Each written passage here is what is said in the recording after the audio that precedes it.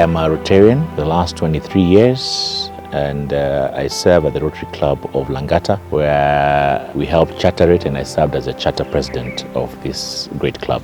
So Rotary Club of Langata was actually formed in 2001. It was sponsored by the Rotary Club of Nairobi North, and they worked every day with us. Every week we used to actually make up at their clubs, just the same way you see Rotractors actually making up at their parent clubs. And that's how it actually just totally continued, building that resilience in building that muscle around Rotarians, changing that face from the old to the young. Well, I'm a businessman and an entrepreneur in various sectors, but my classification actually is in the area of integrated facilities management, and run a company called Parapet Group, which is a group that is in the East Africa region, which offers integrated facilities solutions to our customers across.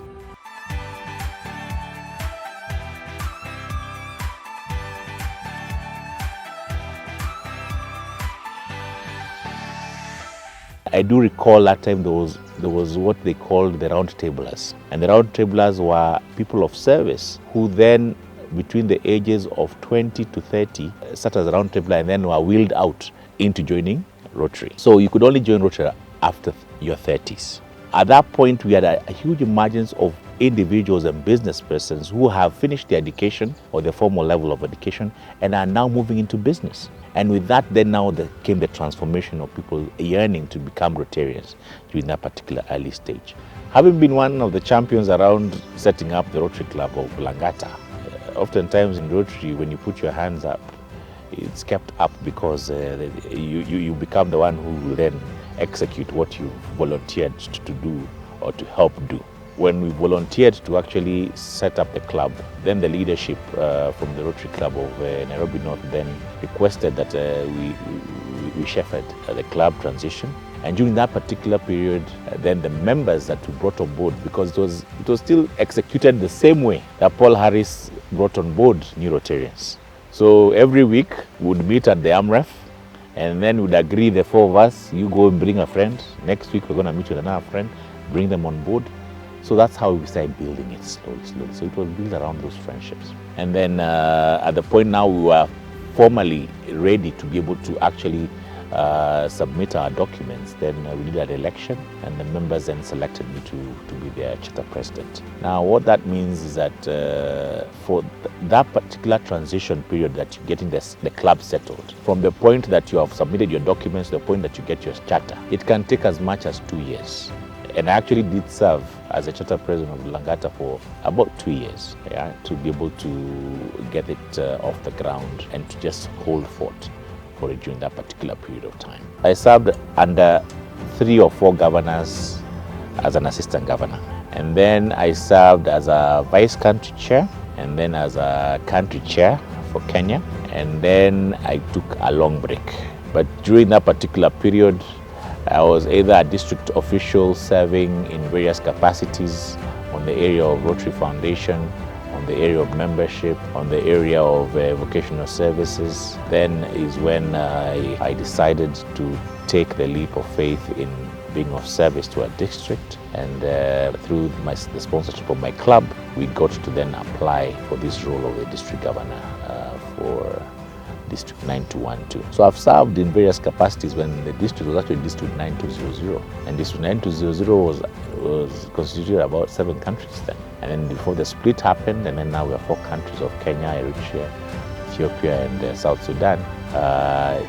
It's only when then I applied to serve as a district governor. One of the primary roles of a district governor, first and foremost, is to support the clubs and the presidency of those clubs in every aspect around getting to support their programs, getting to support their membership development, getting to support their foundation and their giving to the foundation, getting to support any initiatives that the club may be hosting that are relevant in impacting not just the members, but also the community.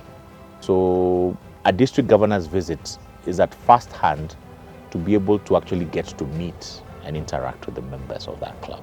Secondly, to get an account of how clubs are managing funds that have been designated to them for a local project.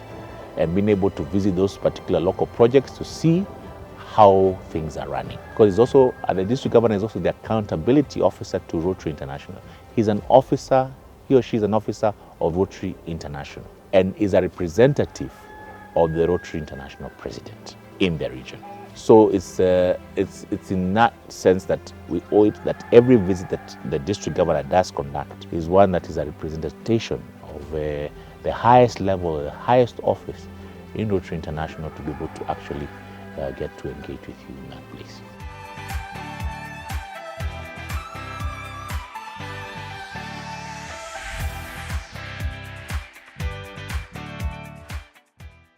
I remember one of the major projects that we used to get involved in was Habitat for Humanity, where we helped build homes for people who were underserved. And we went to places like Embu, we went to Nyandarua, Nyeri. We went to different places to actually help build homes. We would get there, we would get our wheelbarrows, we would put stores, mortar, everything. Because in the club we also had contractors, we also had architects, we also had QSs who ideally guided us into being able to do these projects together. And after that, ideally would retire then into a social setup and we'll be there for a whole weekend, just creating impact in some of those communities that we did.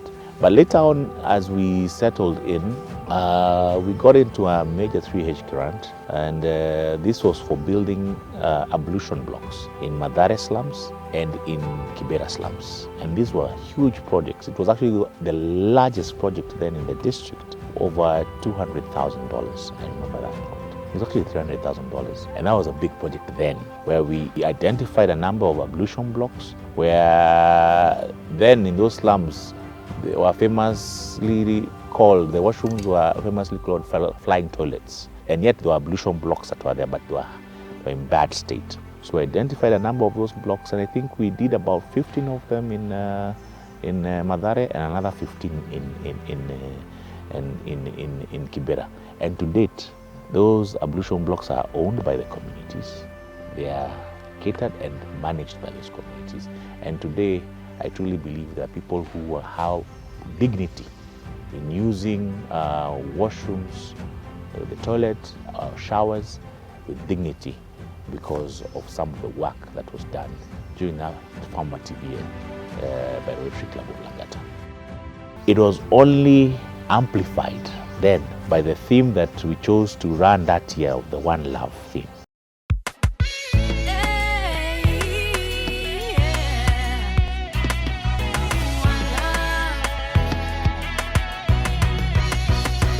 I love you for free, y'all. Let us have a One Love concert, one of a kind.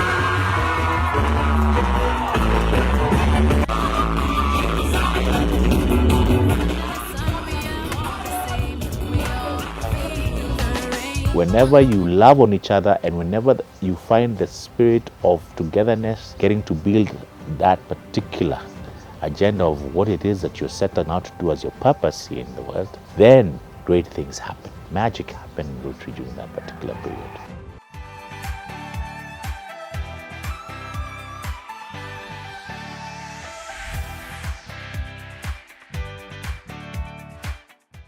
Be it the One Love, One Heart surgeries that were taking place during that particular season, things were transformation during that particular time. And I got to see that firsthand because I was very intentional about going to each and every corner of our region, in Kenya, in Ethiopia, in South Sudan, to be able to see to it that I am presenting myself, indicating that I am part and parcel of this journey and extreme transformational agenda in doing good in the world. It came at a time when our theme then, led by the Rotary International president then, Shaka Mehta, who was a guest and visited us here in Nairobi. He graced us with his presence during that time, the RI president. And he's one who now just rallied everybody to just be able to go out and serve others and to change lives while doing it. And if I look at every ballpoint of each and every individual, be it in the club level, be it in the district level, be it in Rotary International level, everyone played their great part in been able to be main acts in the transformational agenda as we got out of COVID and as we brought out the agenda of serving to change lives. And it was an extremely memorable moment for me, extremely fulfilling moment for me, having more than ever created a whole new batch of close friends whom today still call on me and I call on them to check up on them, and who beyond that have built me to who I am today as a leader that I am today, and who have built me to be the intentional leader that I am today. That you cannot get it from any business learning school. You can only get it from the school of Rotarians. Well, one of the things that I must emphasize is that out there globally and in the governments of the day, Rotary is held in very high regard. Beyond that, they see it from the work that the Rotarians and the Rotaractors do on a day-to-day basis, impacting communities all over. So government recognizes, all these governments recognize the key stakeholder being Rotary as a major stakeholder in its activities to provide a better living for its people, be it in the 7 areas of focus, being a primary part of that. And during the time that we had the Rotary International President Sheikh Ahmeta come in there, he had the opportunity to be able to actually meet various leaders. In Ethiopia, we had an opportunity to meet the Deputy Prime Minister. We also had the opportunity to meet the President of the Federal Republic of Ethiopia.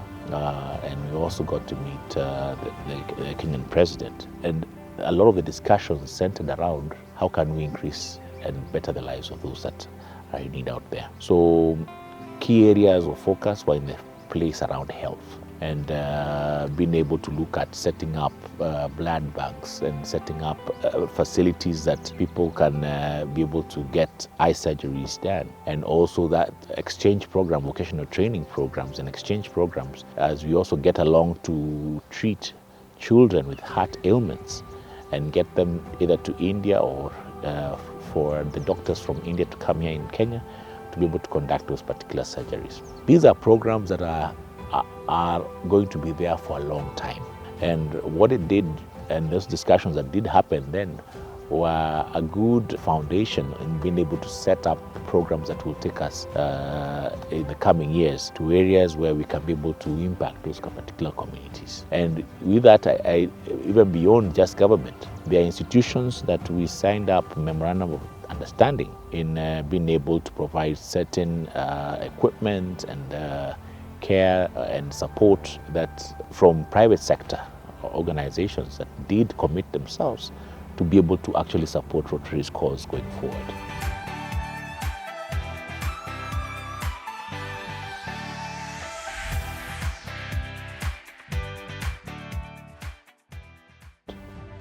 I truly believe that Rotary has grown in Africa in exponential ways. I actually further believe that the future of Rotary is in Africa. And Africa is the emerging giant around service. And why I say this, it has a young population. Rotary is relatively new. 100 years is relatively new in this part of the world. And why I say new loosely is because you find Rotary, especially in our district, got a larger spread into the communities that are in need, into communities within our regions, within our counties, within the deepest of deepest. Every major city, major town has a Rotary Club. And that was not the case 10 years plus ago, because Rotary was predominantly focused in Nairobi, in Addis Ababa, in Kampala, in Juba, and so on. They were in the major cities. Now Rotary is in every small town across. Change agents are coming from those particular. So they are closer to people who require our need more than ever, who are in need of our service, who are in need of our community engagement as we engage with other Rotarians from around the globe to be able to create impact in those spaces. So I think it can only get better. And the agenda around it is to be able to grow clubs in those same sectors, because you have growing populations. And within growing populations, there is an opportunity of that missing piece that is available to actually get a potential member to join a Rotary Club more than ever. The other second thing that I want to point out that has always been there is enlightenment.